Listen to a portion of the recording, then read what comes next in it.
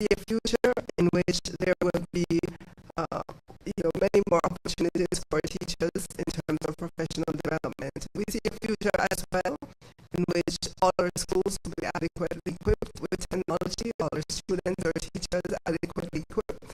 And I'm happy to see Ricardo here this morning. He is one of the providers to the education system and helped us quite a bit during the pandemic to connect our teachers and our students, and is still working to ensure that there is the after-school homework that's going on, and just connecting our students online with tutors and so on.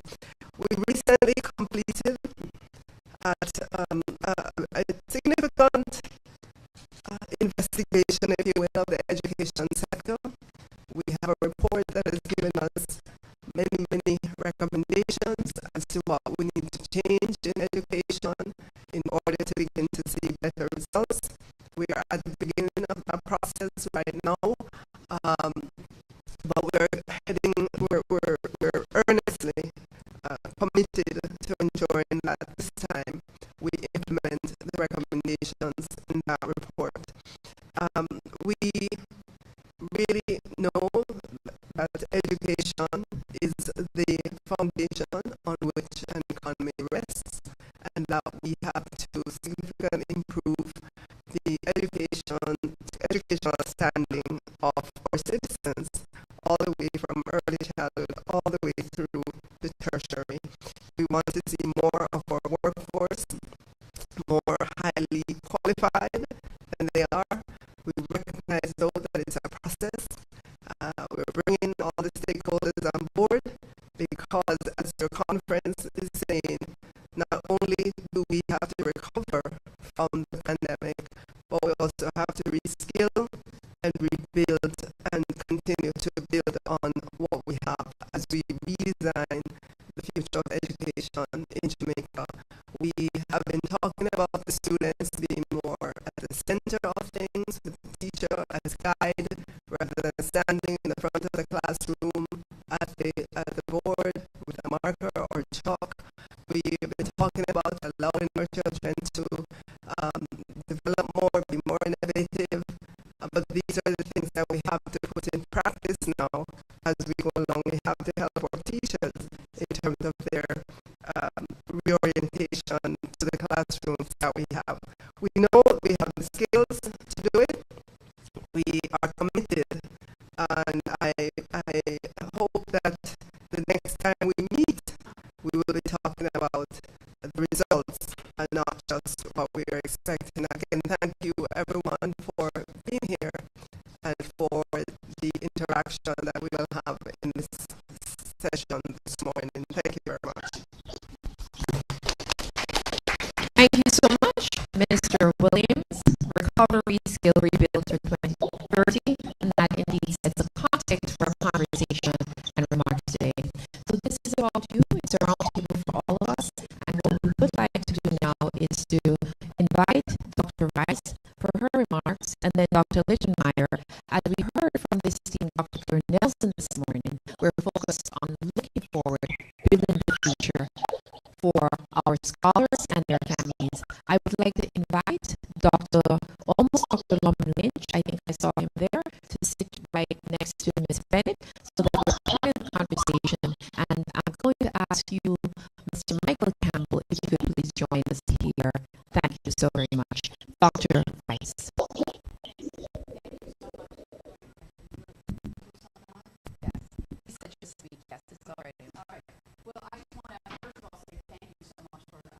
Having me here. It is an absolute delight to be part of this summit. I had some wonderful interactions yesterday, and really looking forward to the conversations today and this session in particular, given the diverse perspectives and expertise around the table. So thank you for that. I'm the Senior Vice President and Provost at the University of Maryland in the U.S. And it's important to point out that prior to my appointment to the university level administration, I was Dean of the College of Education, and for 28 years was a faculty member in that college, studying issues related to equity and educational resource distribution. At the University of Maryland, we spend a lot of time talking about the grand challenges of our time and our responsibility and role least advancing solutions to those grand challenges. And every time I have the opportunity, I stand up and I say there is no grander challenge, whether we're talking about public health, or whether we're talking about world peace, or democracy, or any of the grand challenges. There is no greater grand challenge than the crises that are facing public education. In part because we can't solve any of those grand challenges if we don't have good education systems preparing the next generation of problem solvers. And embedded in that is the grand challenge of preparing a diverse and excellent core of teachers and educators and support staff within our public schools. And so I just want to put that out there that I come with that frame. I also come to the summit with several perspectives. One is as the university administrator, focusing on student access to universities and the diversity that makes our university population rich, the kinds of supports we need to provide all students so that they can be successful at our university. So that's the first perspective. Second perspective is a professor and a researcher of education policy for almost 30 years. My work is focused on the investments that we need to make as societies, as nations, and as a world to create a world-class system of schools that educate all students and open opportunities to everyone. And my third hat is as a partner with policymakers, and I have been that in the state of Maryland and in other states in the U.S., but looking at options and opportunities for creating that kind of a public school system, particularly focused on the educator workforce and what we can do to support teachers in the difficult jobs that they face. Now, we all know the challenges pre-pandemic, and the challenges then that the pandemic shone a bright light on. And I just want to say the pandemic really just clarified some of the challenges that we have long been facing. Things like literacy, disparities in educational resources and opportunities and outcomes, workforce development, particularly for high-tech industries, and one that we often neglect, and that is democracy development, preparing young people who can fully participate in democratic societies. That's all I'm going to say about the challenges, because this is really about looking forward and how we are redesigning education. And I just want to hit on three of many, many topics that we might talk about, but just briefly touch on three. One is better and sustained use of technology to expand access in education. So we've made big investments in tools now, hardware and software, because we had to. We've developed some skills by necessity, right? We've stimulated an interest in technology. And now that the pandemic is waning, we need to continue to advance those technologies in ways that advance access and opportunity for students. And we also need to recognize that technology cannot and should not replace teachers. That we need teachers, but we need teachers who can engage with students through this human enterprise we call education, using technology in effective ways to provide, again, greater access to high-quality educational opportunities. A second topic that I want to talk about is teacher quality. This remains a central challenge in Maryland and in the U.S., and I know around the world. And it has dramatic implications for equity, because teachers are the most valuable resource we allocate to students. And there are multiple dimensions of the problem. We often focus on recruitment, and pipeline is important, but we also need to focus on retention and what the factors are that lead teachers out of the classroom, this leaky bucket phenomenon that we keep trying to produce teachers, but they're leaking out of the bottom of the bucket as fast as we can produce them. There are lots of dimensions of the solution to this problem. This is where my research really lies. Better pay is certainly a start, but it's not the end. Better working conditions, greater respect from our society, a recognition that teachers have the future in their hands each and every day. So we really need to focus on teacher education in all spaces, including pre-service and in-service, so that we can help teachers be successful and find their jobs fulfilling so that they stay. And a lot of that attention needs to focus on underrepresented teachers so that students see themselves in their classroom and they see themselves in the future. So that's point number two. Point number three has to do with, and I know my 5 minutes is up. Give me 30 seconds, and I'll wrap it up. Point number three is around partnerships and international collaboration, which is what this is all about. So partnerships domestically with business and industry, and forging strong partnerships between K-12 schools and the university, but we need to look outside of our institutions and build partnerships. And we need to build international partnerships in ways that we can share learning like this, in ways that we can provide new opportunities for students through things like global classrooms, which is something that our university has been experimenting with. And finally, we need policymakers who understand the importance importance of education and are willing to make the kinds of investments that we really need to build a better future for our schools, for our teachers, for our students, and most importantly for our societies. And I'll stop there. Thank you so very much, Dr. Rice, and welcome. Building a global system, indeed. At this time, we're going to ask Dr. Lichtenmeyer, who's on Zoom, to please unmute and bring remarks.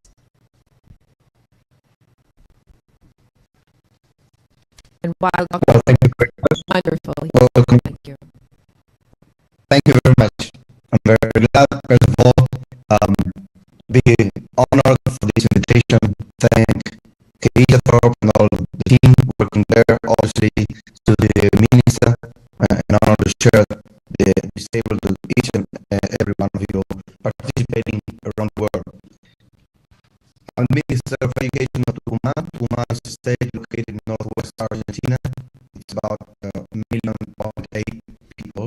It's educational system, which is about 400,098 students, almost 500,000, which is more or less the same average that the Minister of Jamaica was previously saying. On the other hand, it's got about 100,000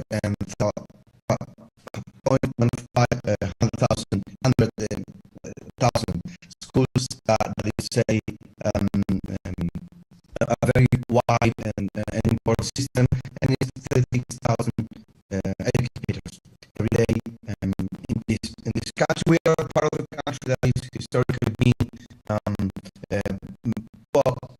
left behind. There is a struggle with as a region, and it's a day-to-day struggle in terms of the development of the country in a sense of a more equitable way. In terms of education, I've been in charge for 7 years now. This is the 8th school year that we are initiating next March. As an official, I think that first thing that I'd like to say is that public policy is about investment.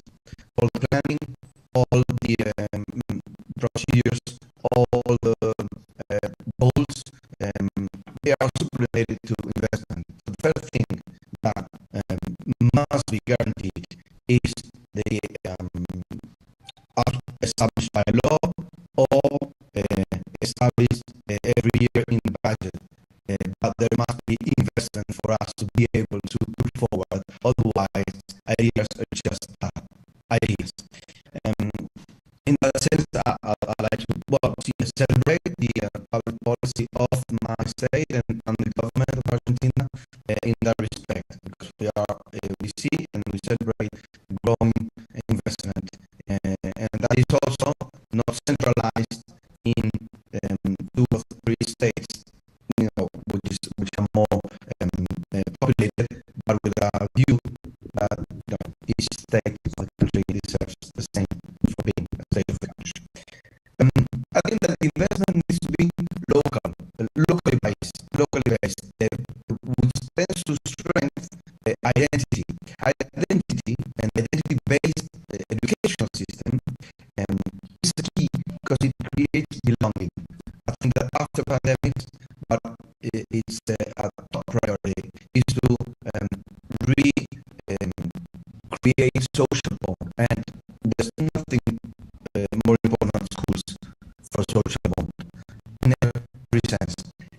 With investment, with locally based developments, with identity-based education, we can recreate the social bond. That's what we're doing in our state.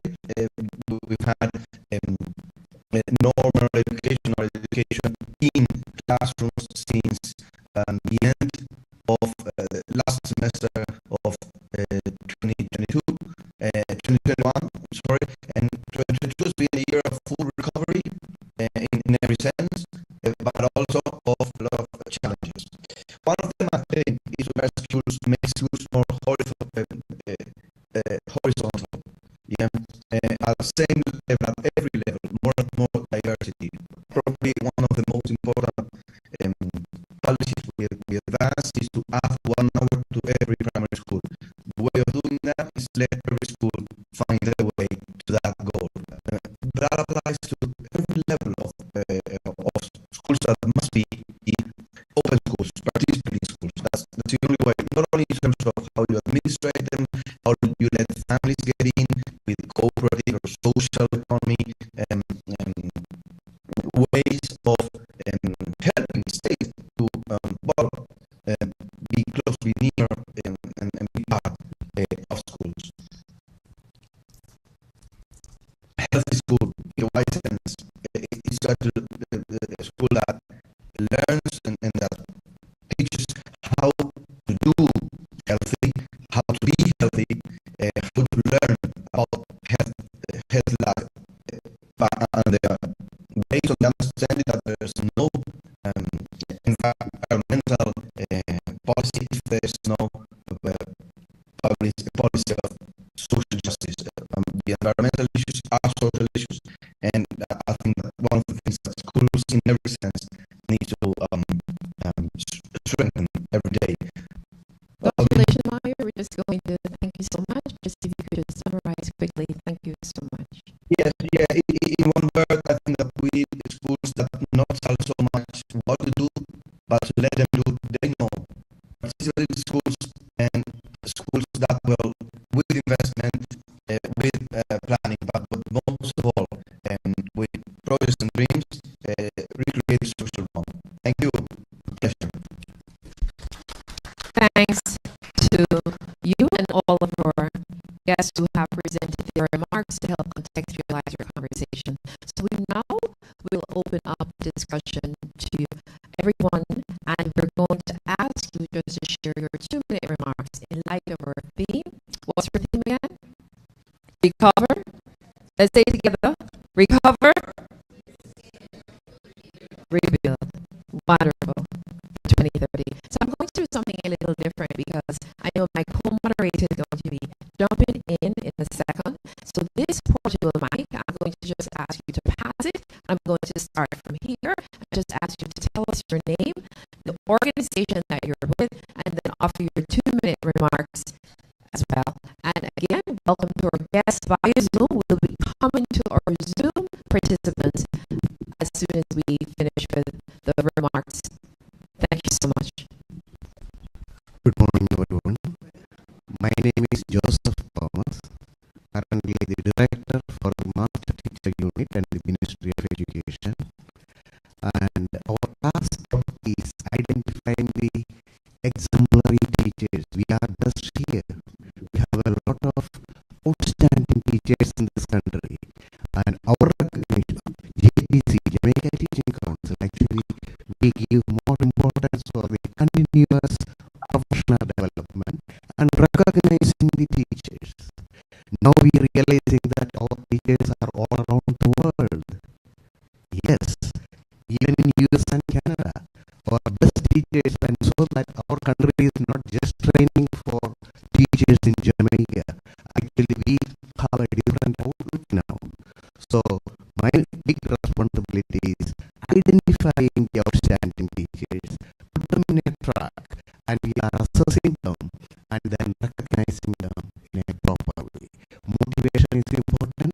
It is for the retention of the teachers, recognizing them for their outstanding work. Thank you.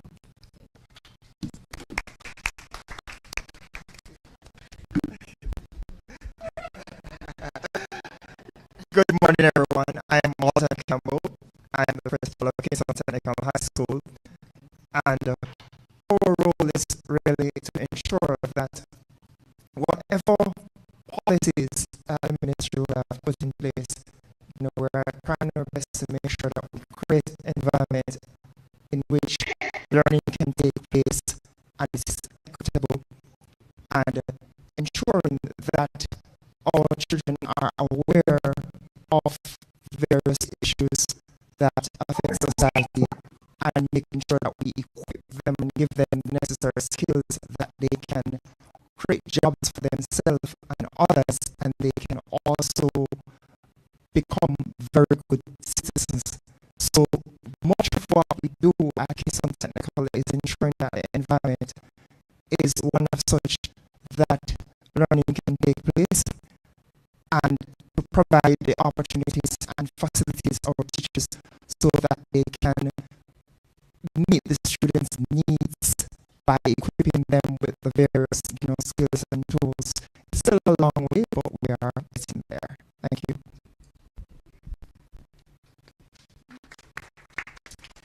Hello, everyone.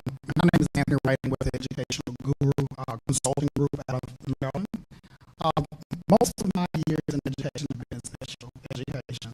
I won't take my entire 2 minutes, but I will say as we think about redesign and how we want to approach education, our passion has been making sure that we keep in mind those students with different learning needs. So when we think about the pandemic and how it's impacted just the average learner, it has doubly impacted those students with disabilities. So as we move forward, let's make sure as we talk about equity, access, we also keep those learners in mind because they are really, really struggling on this time as we begin to work on recovering skills that were lost, both academically as well as social and emotionally.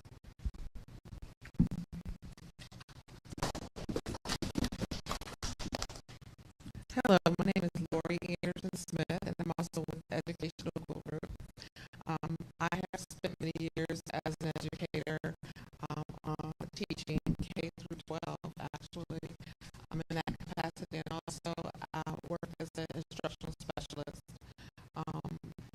local education administrator. When we think about, also my passion is special education, and listening to everyone who spoke before me, I agree. One common thing that I heard is pouring into teachers, professional development, teacher support is imperative. What we saw after the pandemic is those teachers that were able to capture students during the pandemic. They were creative. They did what was necessary to meet the students where they were. That they really showed us that what could be done if you have the support and the expertise to help you make changes and shift. And they did so very well to educate all of the children.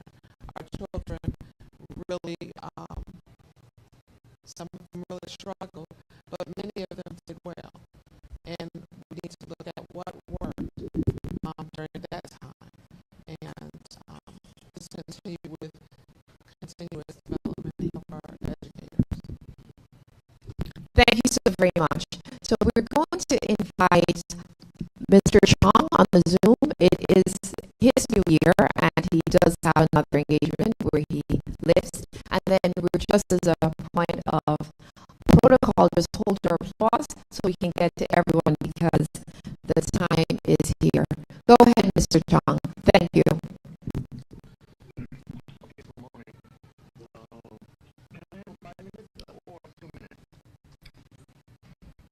Or tech, yes, they're on it.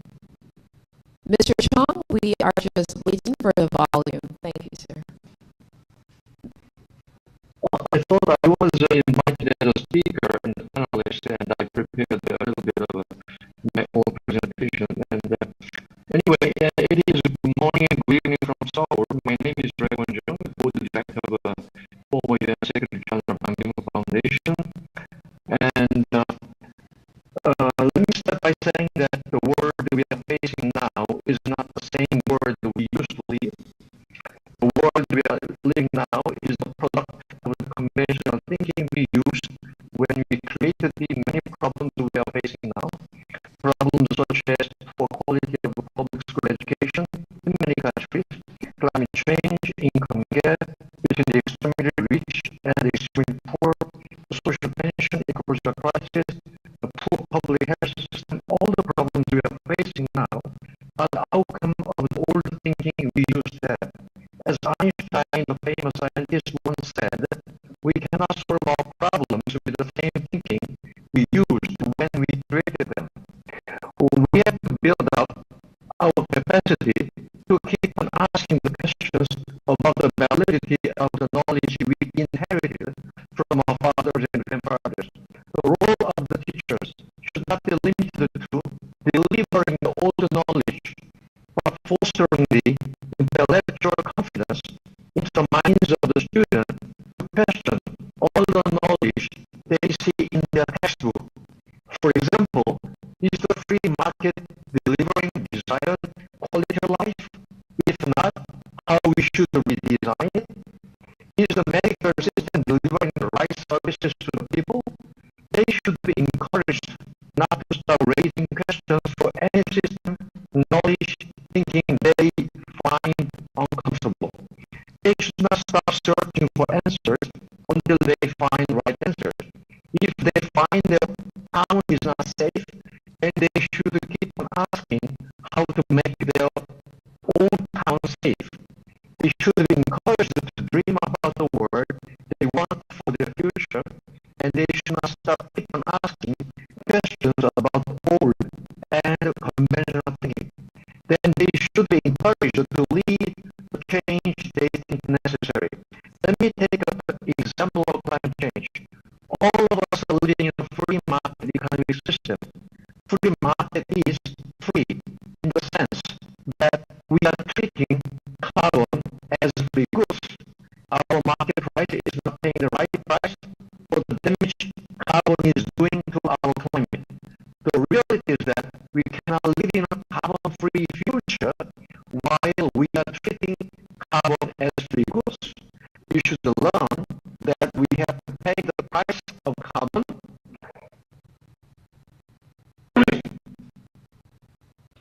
if we want to live a future where there is no climate crisis threatening our survival. It is not a job just to be left to the government or to the business to tackle the climate crisis. It is us as consumers of all the products produced with the cheap fossil fuel have to pay the right price of carbon. We have to orient our students to learn that this earth is their home for each and every student. Thus, the job of taking care of their home is not something to be left to others, such as government or just business, but all of us. Before accusing government and business for not doing enough for climate crisis, I think it is more important for all of us to start a social campaign for Me First voluntary carbon pay movement. Demonstrating Me First carbon pay campaign will be more powerful in changing the world and the society. Boycotting school on Friday will not change much. Blaming government and business for climate change did not change much in the past. But I believe voluntary personal contribution from each one of us, which I named it as personally determined contribution, PDC, by the people who are concerned about climate change crisis, could initiate a social change that could meet the challenge of the climate crisis. The Paris Climate Agreement is calling for NDC, Nationally Determined Contribution, as the government. But I think the Nationally Determined Contribution, NDC, will not go very far if the personal determined contribution is not making real change. In conclusion, the role of the teacher is critical in making our future generation to be oriented to deal with the multiple challenges they are facing right now. Delivering all the knowledge will not be enough. Teachers have to encourage students to take a critical view of the old knowledge and be able to redesign the old thinking and the old system so they could deal with the challenges triggered by the old knowledge. Since my time is limited, I will stop here and I wish you all the success for the Global Education Teacher Summit and my apology for not being able to stay on for discussion, and hope to have your kind understanding. I wish you all happy new lunar year of Black Ribbon. Thank you. Thank you so much, Mr. Chang. Thank you, and Happy New Year. Again, emphasizing that we're no longer asking young people, we should not be asking them what they would like to become. We should be focused on asking what problems do you intend to solve. Thank you. And we will continue with our 2 minutes remark in the context of recovery, skill rebuild, and we like action. So as you're hearing from the speakers, consider as you think towards the future, what is one commitment, what is one action, what is one idea that we can carry back? We've heard from Korea, Jamaica, Argentina, and the United States, the Great District of Maryland, and we'll hear from others. One commitment that we can scale in our education communities. Thank you. And then my co-moderator, after we finish this side, I'll pivot to her. Thank you, ma'am. Pleasant morning, everyone. My name is Tashi Campbell, and I am lecturer of mathematics from the St. Joseph's Teachers College. Education is one of the most potent and proven vehicles for sustainable development in any country. Redesigning the future of education demands a critical assessment of the present. Where are we now? How did we get here?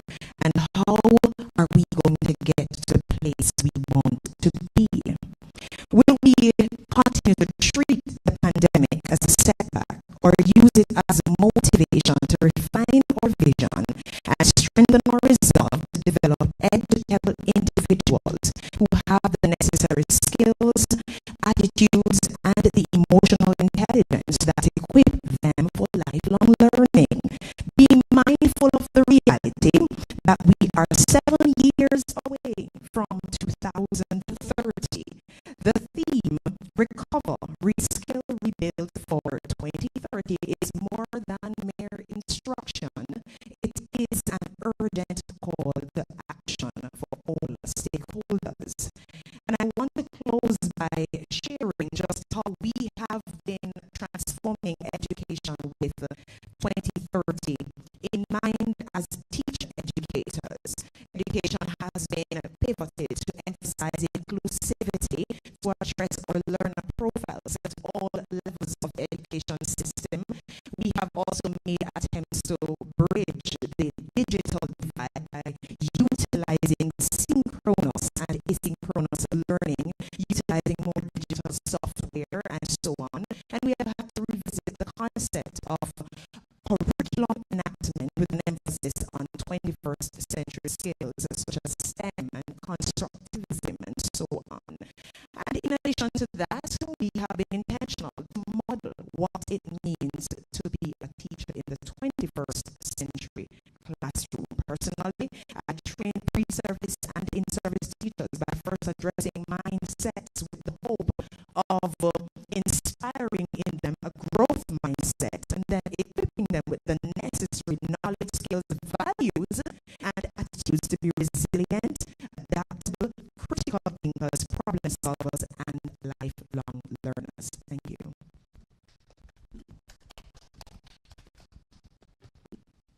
Good morning. My name is Bridget Hyde, and I represent the Silverstone Infant School, which was basic, it's now infant. I'm a lead teacher, also the grade coordinator for Kinder 2.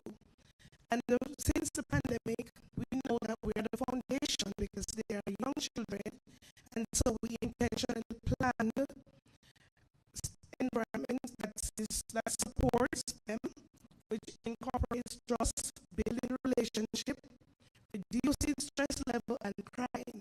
Coming back home, they cry a lot because they were at home for so long, they get used to their parents. So coming back out, we have to reduce the crying level and also to build a sense of security for them. We also help to build their self-confidence through play and make our learning fun so that they are not bored in the classroom. I'm a little bit hoarse, so you see with me. And also we have to engage them, more into both the online, using the slides, because I'm the one who prepared the slides for the Kinder 2, and they are enjoying it. And we also have to use our own technologies to bring across the lesson that they can enjoy coming to school, because when they came back out, most of them did not want to come to school. And so we have to reassure them that they can be comfortable in the classroom and also at home. Learning is very important for the children, and so we have to find ways to 2030 so that they don't lose the interest of not wanting to come to school and be a part of school. And so we engage them by building a relationship between teachers and students. Thank you. Thank you. Relationships matter. Thank you so much. Thank you so much. Good morning, everyone. My name is Kenny Mathis. I am a creative entrepreneur. I founded an animation studio, which has been doing for 10 years now. But I'm also a director of the NCB Foundation. And I'm very excited about the mission of the NCB Foundation because we do believe that to redesign the education system, a big part of recovery is through successfully addressing the digital gap that's made very evident within our country, especially at the start of the pandemic. Several countries have utilized the digital economy to create income sources for their citizens. And we believe that through many training programs that are now available, Jamaicans can shift or benefit from this $1 trillion digital economy if more forward-thinking people choose to enhance their skills in that way, which is why the NCB Foundation for 2 years now has been on this journey to enable the digital transformation of our country through expansion of the pipeline for digital talent. So these digital practitioners cannot teach themselves, which is why we're here today. And since 2020, we've made our mission to provide technological support for students and educators, whether it be through financial assistance or growth opportunities.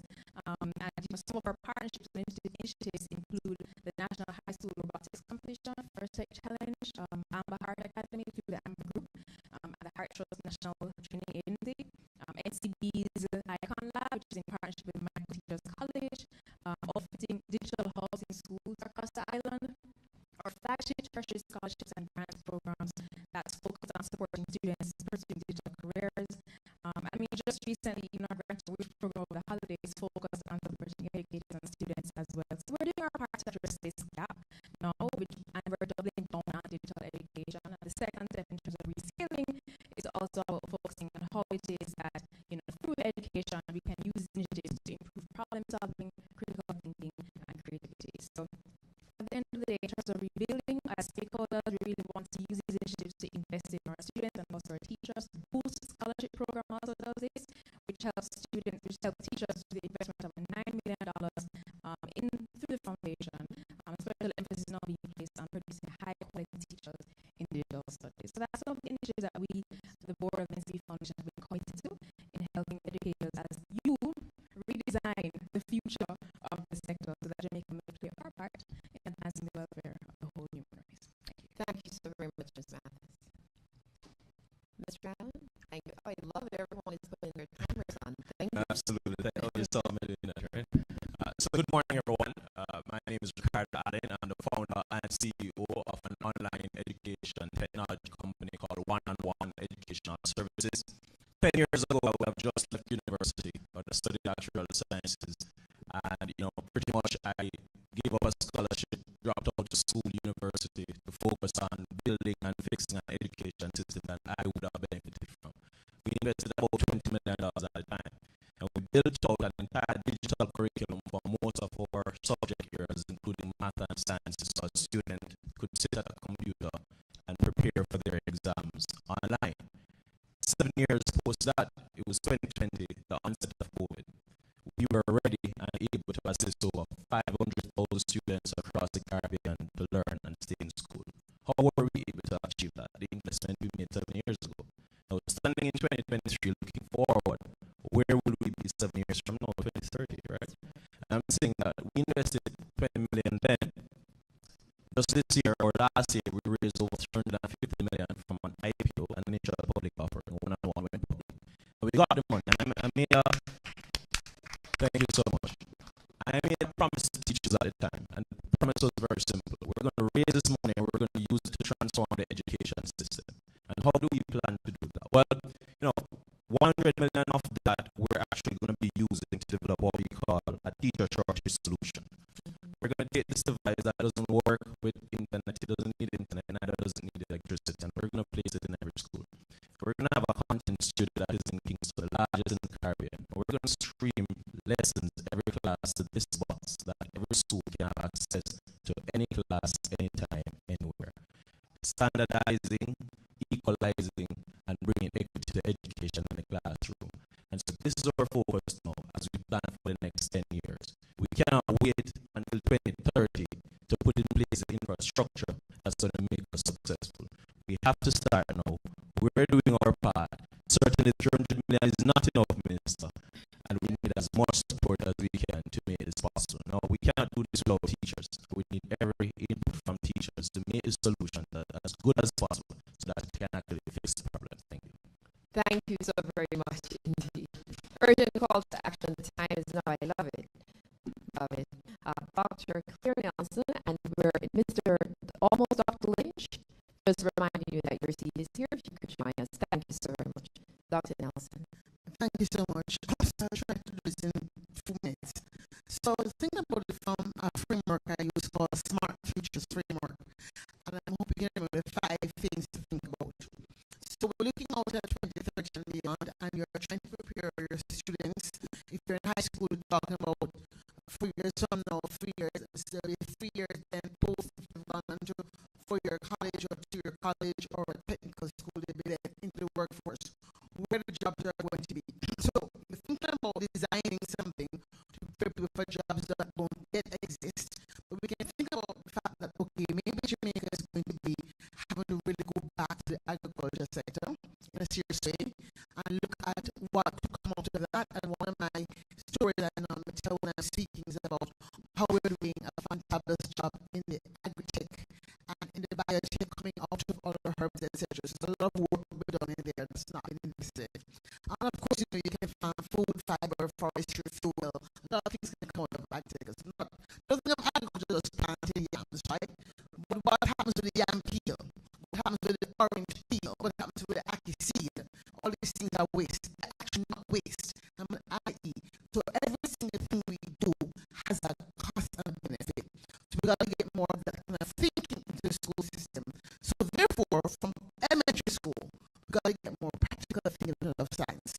So thinking about from then the consumer and the citizen of the future, if we want to have well-thinking citizens who are media literate, they're able to look at AI and figure out if it's fake news or not. So you have to be sustainability literate, you have to be futures literate, you have to be tech literate, right? You don't have to remember things by heart anymore. Remember that, because everything at their fingertips now, right? So they have to be able to think and think quickly and think deeply. 5 questions to ask when you're designing something for you at your school level or at the system level. The S in SMART question is, how are we going to make the Jamaican education system sustainable given the real budget constraints we have, right? What might we do differently? Who is it at the table? Then M is, what metrics really matter? If the CXC is still working for us, is it a meaningful metric in today's workplace? And what kind of metrics and things we need to add to really begin to create children with more integrity, the values, solidarity, neutrality, altruism, reciprocity, trust, right? These are the values we want to create in the citizens of the future. A, whoever it is in the system, if we have the child at the center, so that's their customer, right? You make a customer service, so that's your customer.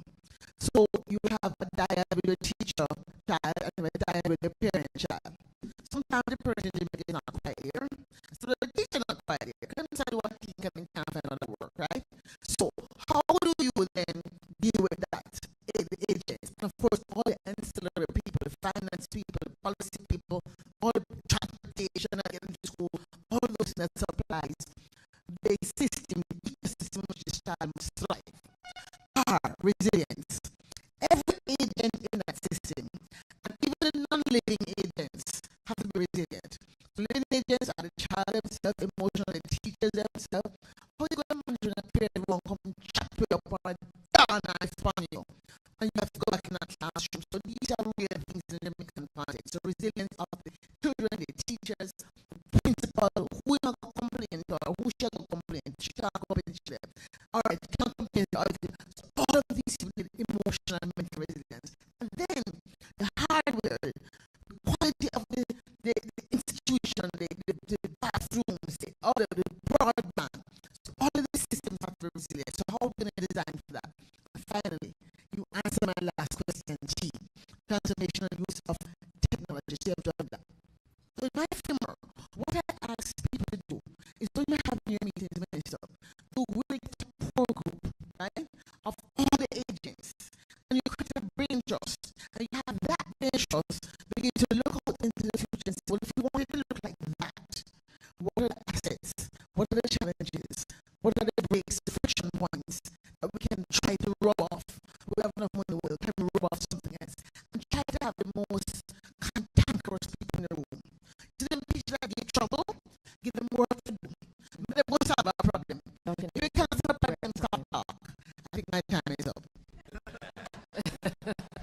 Thank you so much, Dr. Nelson. So as we transition to this side of the room, allow me to bring into the room our participants or guests who have joined us via Zoom. And we're going to now invite Mr. Kovner, the Director General of Noble Fest in Kazakhstan. If you could please unmute and bring your remarks in light of our theme today, Recover, Rebuild. And what's your third R? I can't hear you. What's your third R? They're still here with us. Thank you. Is he on? All right. So may we invite, I think, is Mr. Ranch on? Thank you. And he is the Global Prize winner for 2020. Congratulations to you, Mr. Ranch. Please go ahead, sir. All right. So while they're still coming in, may we ask Ms. Scarlett, could you please unmute and bring your remarks? All right, so we're getting Zoom together. I now invite our co-moderator to take this side of the room. I'm going to pass the mic to this lovely lady sitting right here. Thank you, Ms.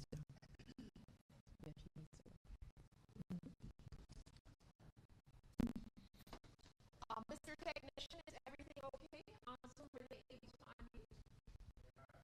Okay. All right, so we'll pick up with her soon. We're not here. So we're still in introductions. Mr. Lawman Lynch, thank you. Introductions. Good morning, everyone. My name is Lawman Lynch. I worked previously at the Ministry of Education, circa 2007 to 2010, thereabouts. I'm currently a program manager with New York Edge, which is the largest after-school service provider in New York City. I know as educators, we focus primarily on the three domains: the affective domain, the cognitive domain, and of course the psychomotor. My passion is the affective domain. I believe that if we do not focus on the emotional stability of our students and everything that they're going through, not only in the classroom, not only on the playground, but even at home, in our communities, what they observe in society, it's going to pose a problem. It's going to affect their learning ability tremendously. So even as we look at education, there are so many other factors we need to focus on. So while we focus on the budget, Minister, while we focus on the infrastructure, and it's very easy to point a finger, the minister isn't doing this, the minister isn't doing that. While even as we focus on lesson content, bear in mind that our students are going through so much in society, and it affects their learning capacity, right? So, as Dr. Clarence said earlier, if we're supposed to focus on the citizen of the future, I go back to one thing my mother always tells me. You could be the brightest person in the room. If you have no respect in humanity, you ain't going anywhere. Right? And she's saying that from the perspective of a woman who did not earn a college degree, but she understands the importance of children having respect, children being catered to. But as educators, we are familiar with the ACEs, adverse childhood experiences. We really and truly have to take into consideration the ACEs when we enter our classroom spaces, right? The whole school development is so important. When I talk about whole school development, I'm talking about the parent, and it goes back to the citizenship education program, circa 2007 to 2010.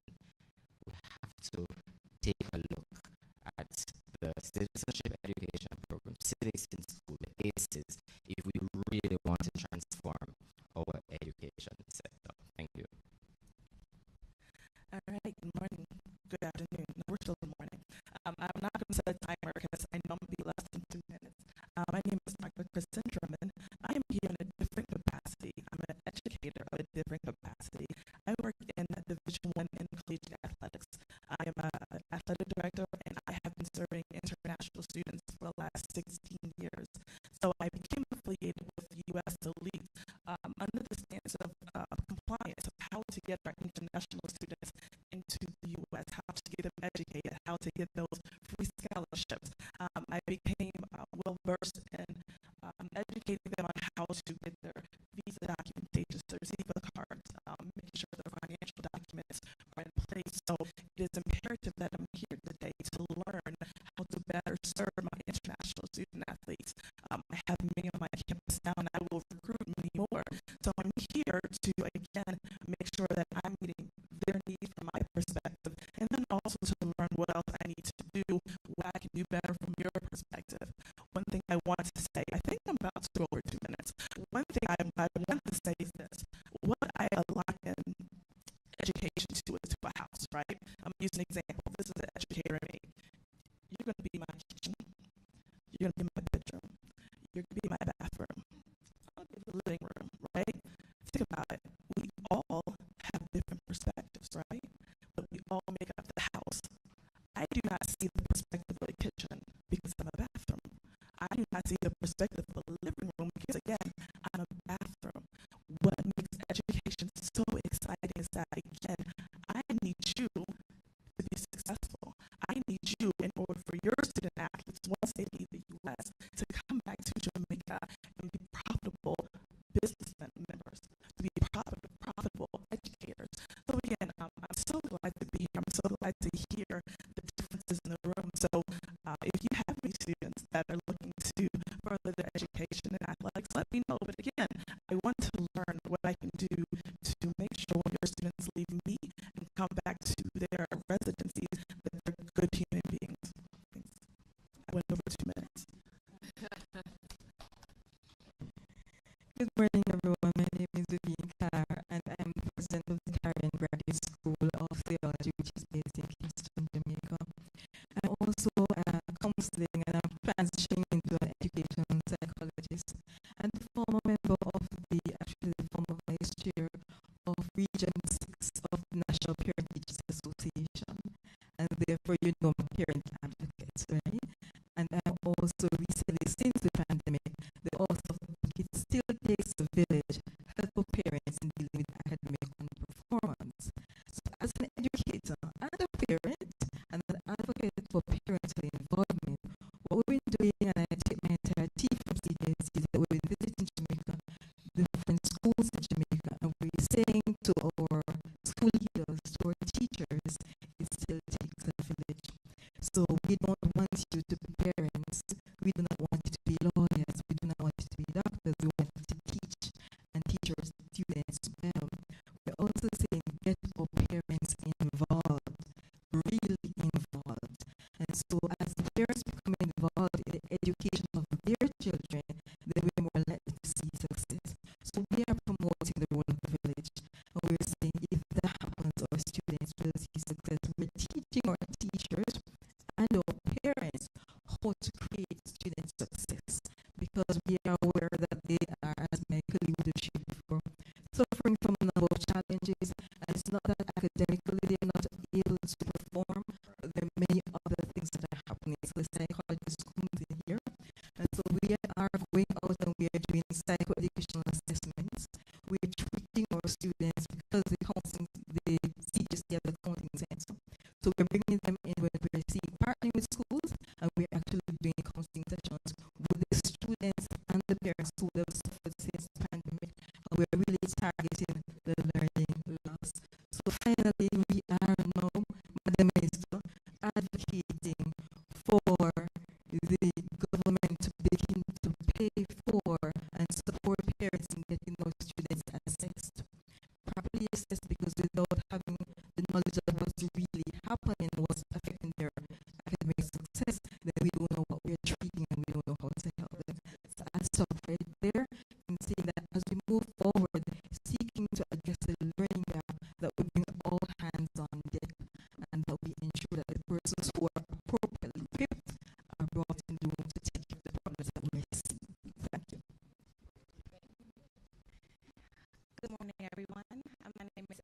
Joy Shockley. I am the Executive Director of Educator Preparation and Associate Clinical Professor of Science and Technology Education at the University of Maryland College Park, and I'm so honored to be in your beautiful country.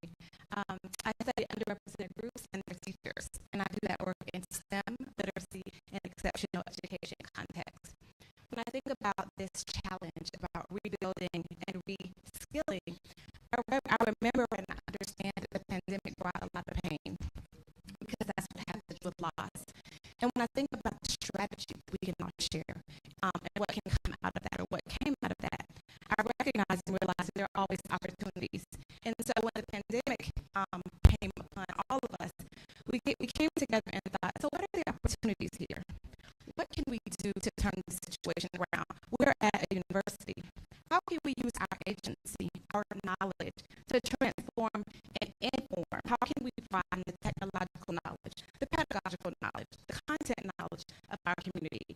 So one of the things that we organized was this partnership idea to engage our community. I was like, we can't wait. We started in August of 2020. And we partnered with everybody who was willing to do something for free. I tell my students, free 99. And we partnered with a representative from SMART, for smart boards. Now, families were joining. They don't have smart boards at home. Our classrooms don't always have smart boards. But the SMART representative came onto that Zoom with a dial-in number for all who would join and gave free resources. I didn't even know. And I designed a digital technology class that you can download a free app and cast it on your wall. We had a representative from Apple that came for free. And they started giving the families, the future teachers, the current teachers, the school psychologists, school counselors, anybody who was willing to join, resources and strategies. And that was our first session. And then we had another session in October. And that session was about changing your mind. People were talking about inclusivity and equity. We recognized by reading the newspaper and watching the news during the pandemic, the haves were able to have pandemic pods. Do you remember reading about those? But everybody can't afford a pandemic pod. So we were creating our own pandemic pod. And in our second session, if you will, we started talking about anti-Black racism. Yeah, we went there. And we started organizing and talking about the ways that our community can begin to unpack our own bias towards each other, and our bias towards ourselves, things like colorism, etc. That was the second session, and it was a good session. I know because I saw the evaluations, and we had a colleague over there talking about, are we taking the right measures and metrics? Thank you for that. And then the last one that I want to talk about, I think our exceptional educator colleagues mentioned, was social-emotional learning, and how can families, how can parents really engage and embrace their children and think about and consider wellness. Why families and parents? Because families have power. Adults have more power than children in most societies. In my house, that's how it works. And so with that in mind, we really want to equip our families to think about, again, I started talking about technological knowledge, content knowledge, pedagogical knowledge, and wellness. And so that's my challenge to you, family, is to think about how can you use your agency, your knowledge, and spread it across your community in an accessible way. Thank you. Thank you. That's a perfect segue into mine. Good. I think it's Lauren. Good morning, everyone. My name is Dr. Lillian Maxwell, and I am an IOU coordinator in Prince George's County, along with being the chair for one of the National Urban League affiliates. So I come to you with the perspective of the rebuilding and reskilling from the family perspective. We talk about maximizing specialty programs all around the world, but what we don't face is how do we combine that education with our parents? How does it get back into the communities, and how does it get back with the families? So how do we reconnect them, right? And so I wanted to talk about providing that literacy academies, and so we have taken the approach to reach back into our communities, educating our families. They can't support us if they don't understand the language. They can't support us if they don't know how to assist their students and their children with what they need in the homes. And so we began to provide them with literacy academies in all facets, be it financial literacy, be it assessment literacy, mathematics literacy. So we're providing that space for them to ask questions so that they know what to ask, what to say, what to expect in the space of connecting with the schools. We are aiming to reconnect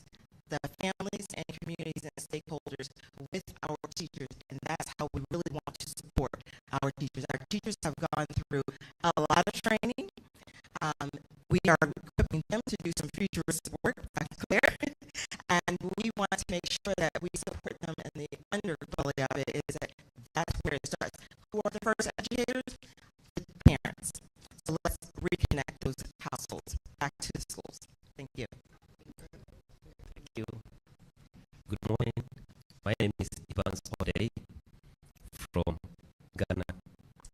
Yeah, I'm a teacher in high school at Chimota Senior High, and one of the top 10 finalists of the Global Teacher Prize 2021. I'm so happy to be part of this program, and as a mathematics teacher for the past 22 years, I've seen students who don't like the subject mathematics. And so what I always want to do is, how do I make it so fun? How can I help the student to connect mathematics to their everyday life? Of course, math is a universal language, and without mathematics, it's very difficult for them to move with this global change. So my biggest desire is to always help students to appreciate the subject and to love it and to do it, to see it as one of the things that they see each and every day of their life. And so normally employ this relational learning. You love the students, you appreciate them, they also love what you teach. And so I always tell teachers, for them to appreciate mathematics, make them your friends.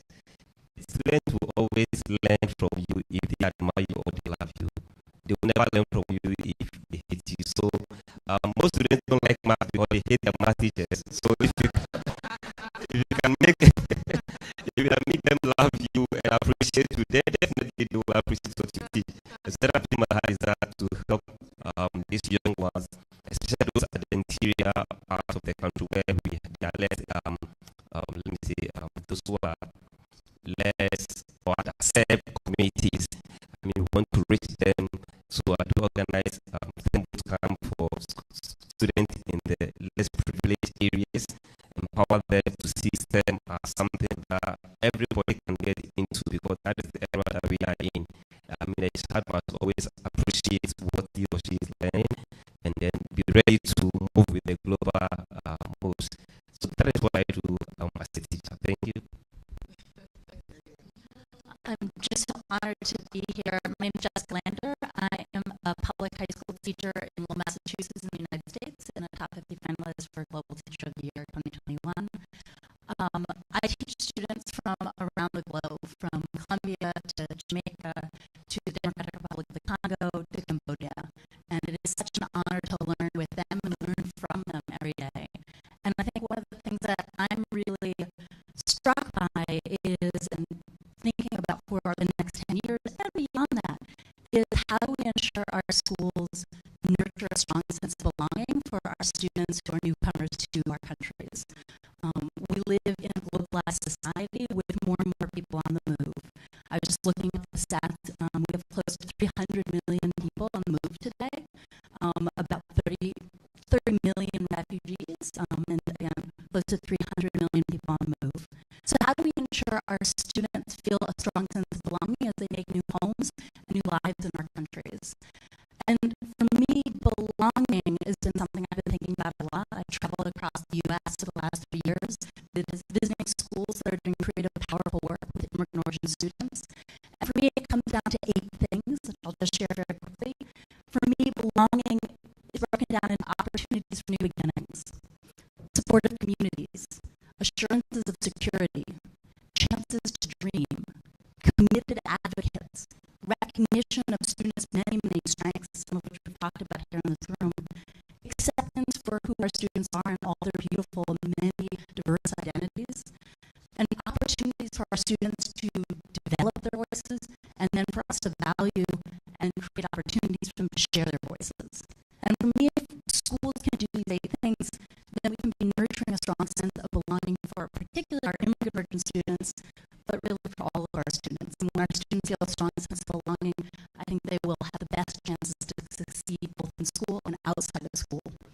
So for me, I think what this needs, and what I'm really excited about in being in this community and listening to all of you today, is to be thinking about the connections we can build with each other. Is, as a teacher, I know this, and I assume for many in the room who are teachers, teaching is often very isolating. We have few opportunities to learn from each other, and that's what I love about this conference. And so how do we strengthen those opportunities in an ongoing so that we can be learning from each other, sharing best practices, grappling with challenges together, and together working on these solutions. And so I would love to see how this work continues tomorrow in our classrooms, these collaborations, bringing that forward into the work we do. Thank you so much. Good morning, fellow educators. So my name is Dr. Carlos Beato. I am currently living in Greenbelt, Maryland, but I was born in the Dominican Republic, right near Jamaica. And I'm currently co-director at Next Generation Learning Challenges. It is an education nonprofit. And formerly, I was the proud principal of the International High School at Langley Park in Prince George's County Public Schools, which was a school designed as a first of its kind in the state of Maryland, with English learners in mind. One of the things that I pride myself on, and as a part of that legacy, is the fact that most often when innovation comes to play, students who are furthest from opportunity are the last to experience innovation. And we need to change that. We need to work to transform power, and that is the work that we do at Next Generation Learning Challenges, is that we support school redesign through activating change agents in the schools and supporting educators to be able to do that work in an effective way. And the last thing I'll say is we have to challenge ourselves to change the conversation in schools and asking why something has happened to how might we. That's more actionable. It is what will take us, I believe, to that 2030 mark and beyond if we begin to ask how might we over and over again. Thank you. Well, good morning, co-laborers in education. How are you? I'm excited to be here. My name is Dr. Donnie Cruz Craig. I am the founder and CEO of Heart to Heart Services in the U.S. And just a little bit about me: 17 years in the classroom, middle grade science, as well as 7 years as a national project director where I built community with teachers, trained over 600 teachers to do what I just heard her say about working together, learning from each other, venting together, and realizing that you're not alone, which is very important in this work. So what I do with Heart to Heart Services is I help to advance the philosophy of my registered trademark: education is the heart matter, because it is, and everything is built upon that, and it's layered. It's a layered truth. Through authentic introspection, we get to external implications. So we have to first work on self. So when I work with teachers, work with districts, work with schools, I like to do professional development in that manner, because we can't be what we are not, and we have to go and switching over to the conference and this theme: recover, reskill, and rebuild. To recover, we first have to be delivered and healed. I know I got 2 minutes, but I need to let that sit.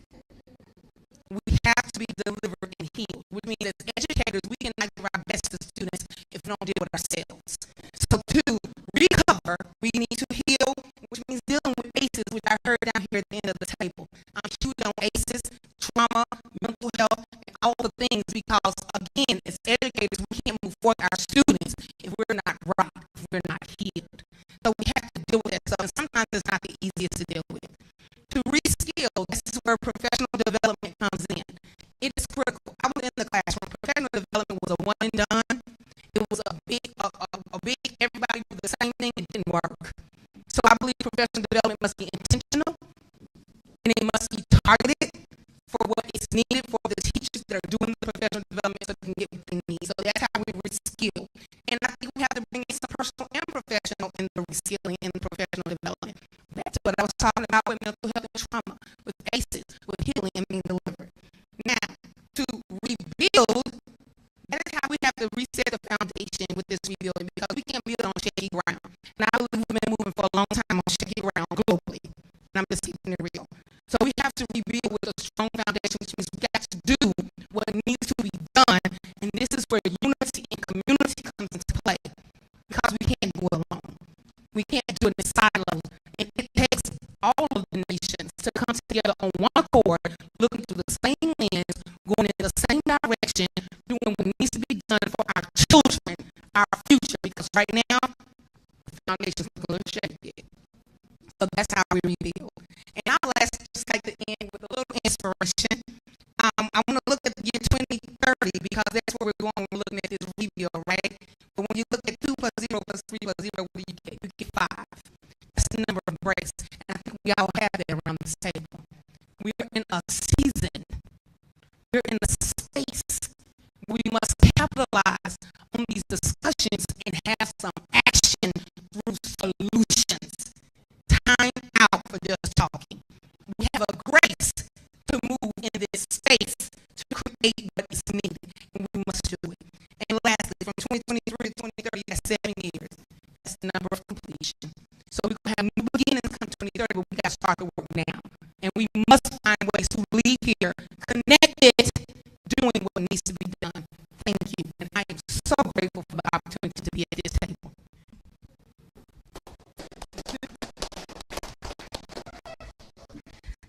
It's all been said.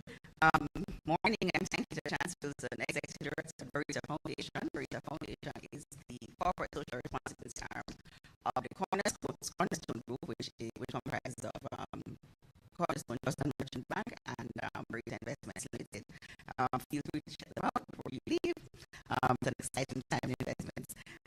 In the spirit of asking what I think it was John F. Kennedy that that's not what you can do for your country, but what your country can do for you, what you can do for your country. And in the spirit of the theme of this summit, I think corporate social responsibility, especially from the end, has really been focused on problem solving.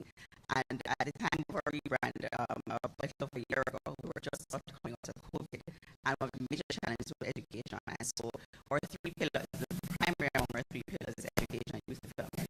And that's extremely important because we recognize that in order for us to move forward and a strong proponent of the sustainable development goals, which guides our own Jamaica Vision 2030, we know that education plays a key role in us being able to even advance towards 2030 much more to achieve our 2030 development goals, Vision 2030. And so we, in the early education, we have for years been working in early childhood education and providing support in pedagogy through our numeracy and literacy training of teachers.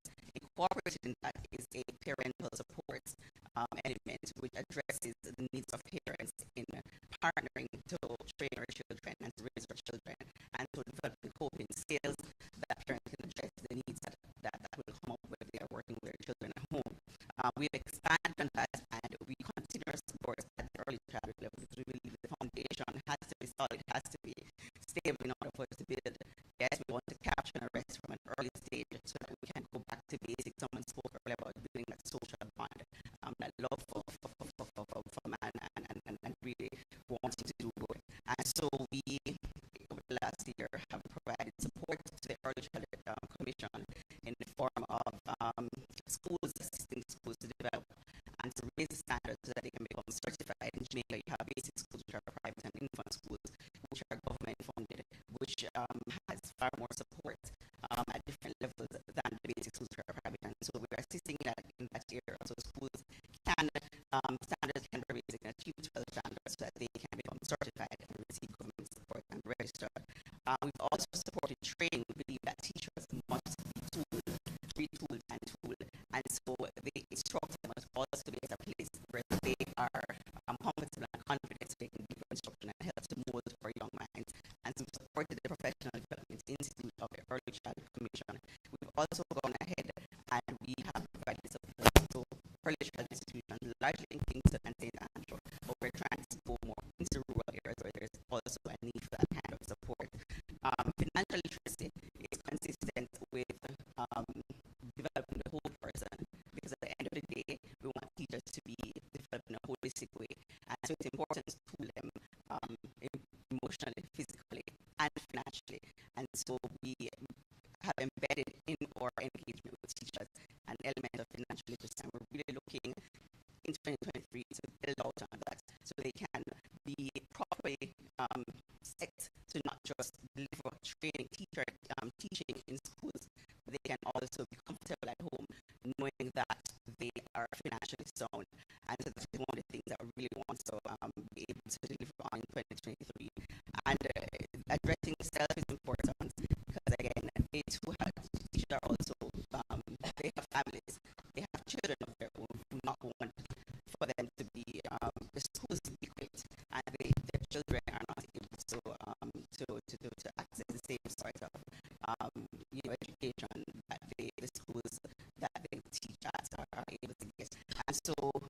or device, bridging the technological divide.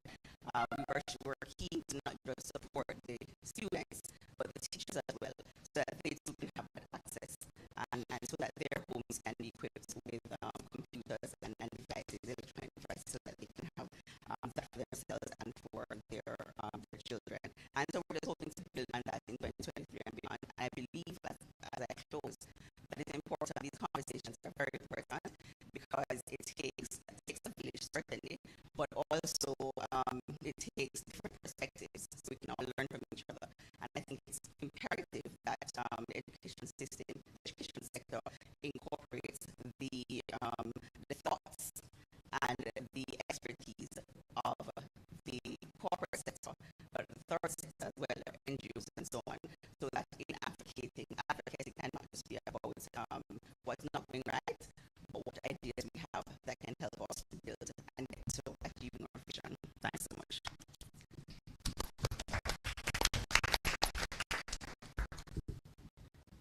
So thank you so much for sharing. As I go around the room and I think about everyone and the passion that they're sharing about education, something comes to mind. Being radical about education and making good trouble, as John Lewis would call it. So I do recognize your passion and thank you so much for being here. So we are going to go ahead and do a round talk for the table. We're inviting our guests on Zoom as well to jump in. If you are on Zoom, please raise your hand and we'll recognize you. We do have lunch in about 10 minutes, so maybe this will be the only question I will be able to do. But I would like to hear your perspective as we go as I go around the table. So I know the pandemic has taught us to think more about schools without borders, internationalizing, democratizing, digitizing, and globalizing education by engaging others across borders. And that's why you're all in this space, because we're all from different places, and we all bring different ideas and also best practices to the table. And so today, of course, the Global Education Teacher Summit is built on these themes. And so I would like you to share, how is teacher education being addressed to ensure they are equipped with the skills to serve our modern students in gaining 21st century skills? So I'll open it up for you to share. You could just indicate by raising your hand and I'll acknowledge you.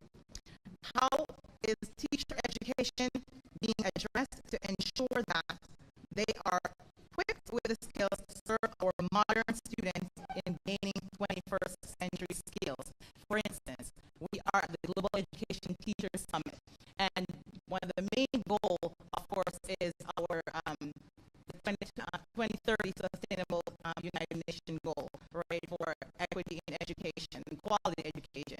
So how can we achieve that? And I know that there are other countries with some really great best practices, maybe some best practices that have worked for them very well. And if you have done something that has worked for you, please share. That's the reason why we're here.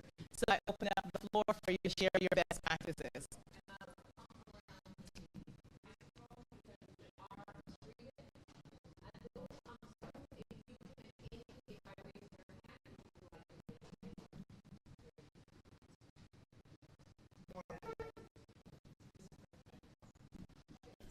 Morning again.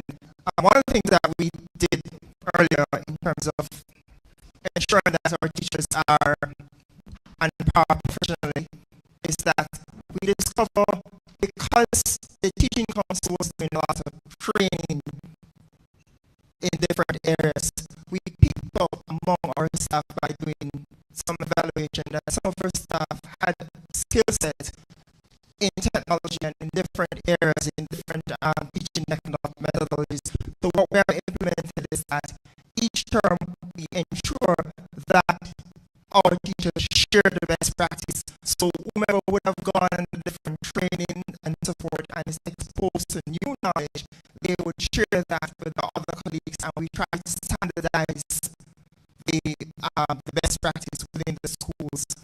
So this is one way. The other things that the ministry has done is that the ministry has put, it has a requirement that teachers have to do X amount of training per term as a part of their appraisal. So that is now built into the school system.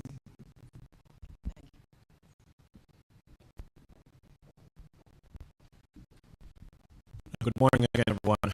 Quickly, so in 2020, when on the onset of COVID, we had 28,000 teachers in Jamaica, and we had to get those teachers to be trained to teach online. A lot of them did not know how, not even to create a PowerPoint and so on. Right?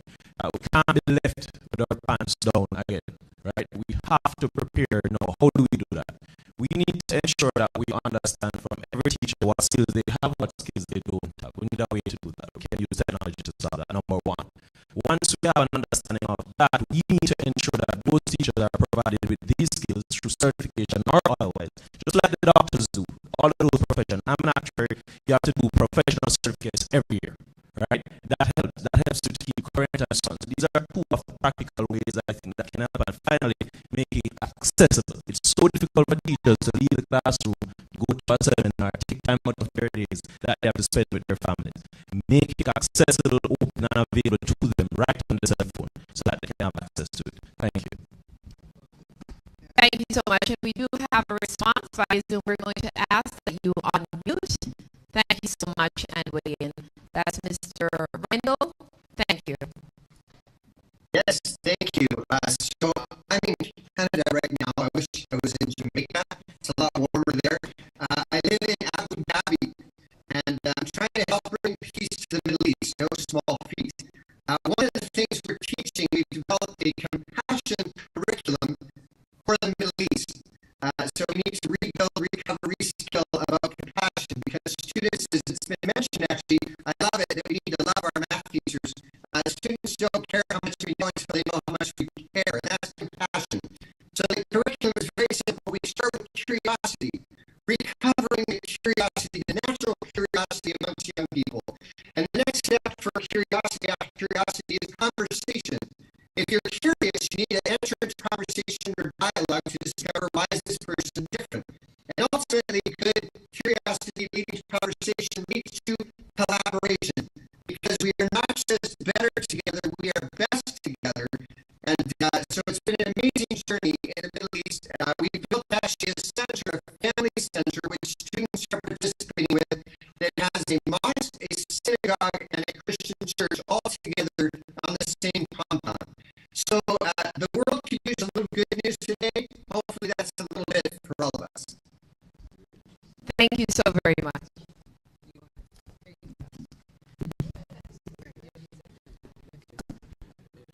Good morning, good afternoon, everyone. Honored Minister. My name is Winsome Gordon. I'm Dr. Winsome Gordon, the Chief Executive Officer of the Jamaica Teaching Council, and we're proud to be one of the partners in this event. Where teachers are, we're there also.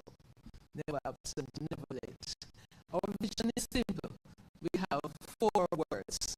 And I know we're asked, why not make a vision statement? I said, no, I need 4 words. Elsie, name of a girl. Excellence, love, service, and integrity. And every member of the council knows the vision. If you call your driver, you can tell the vision. If you call the attendant in the office, you tell the vision. We all know the vision. And the COVID experience catapulted us into the digital space. You're going, slowly getting there. But when the government announced the schools would be closed, the buildings would be closed, but education would continue, then we had to change. And we changed quickly, and I appreciate companies like One-on-One, Mr. Allen, really, they were on board, And so we have made the change, and we're not changing back.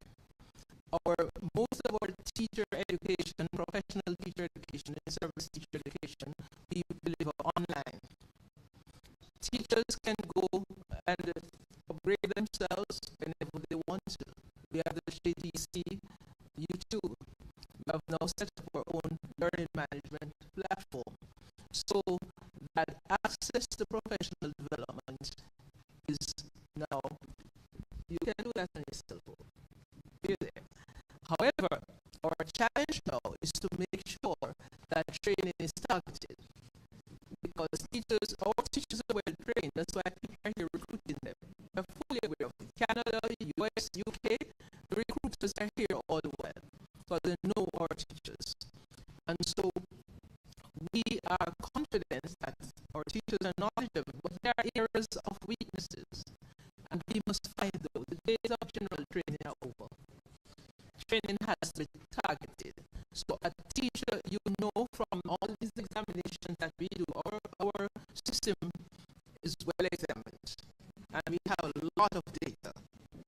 Now it's how we use the data to ensure that we have sustainable quality. And this is where we are, and we're working at it. Today, we are very happy for this round table. We are very thankful to GT for the summit, the GT summit, and we have assembled great minds, interesting ideas from which we can benefit. So we thank you all for your contribution, and we're sitting here the whole day.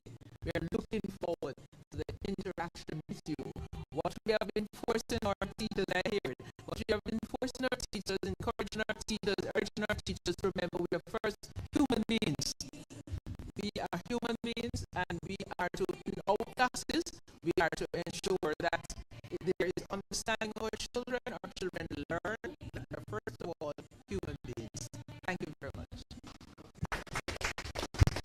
Thank you so much. I think we've come to the end of our session, but I am going to give the last word to our Honorable Minister Williams. If you have any last words you want to say, so we can close up the session. Okay, thank you so much. I realized I'm going to be competing with that music over there. That's her cue. I'm standing between lunch as well. Just want to say thank you again for sharing with us.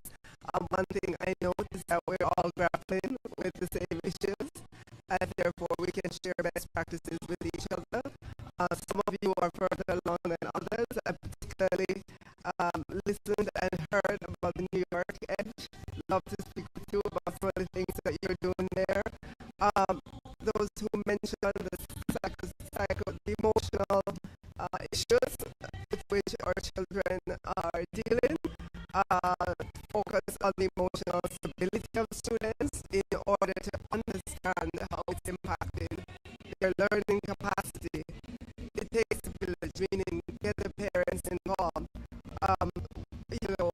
Education preparation, next generation learning, all of these. I was just soaking it up as you were talking and going around the room. And I know that I'm leaving here more energized than ever to really continue the work that we've been doing in Jamaica to de-stress our teachers in the classroom. One of the things that we have done since I became minister, we created lesson plans for teachers rather than, the old days when they'd sit down a blank sheet and come up with it. We have more than 500 lesson plans available online for them. And we're always looking for ways in which we can de-stress them, that's my word, to de-stress them so that they're free in the classroom to just manage in the classroom. So thank you again for sharing.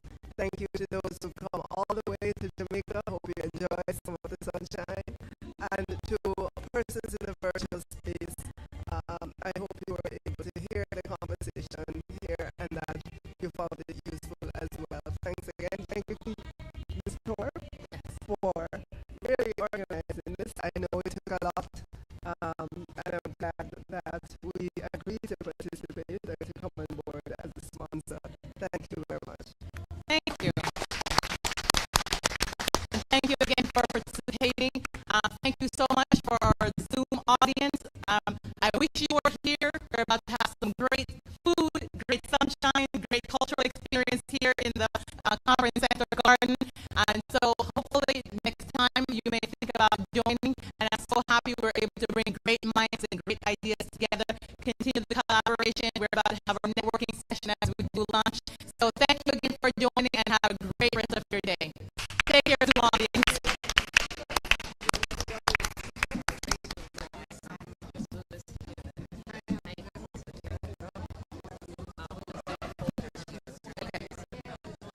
Thank you.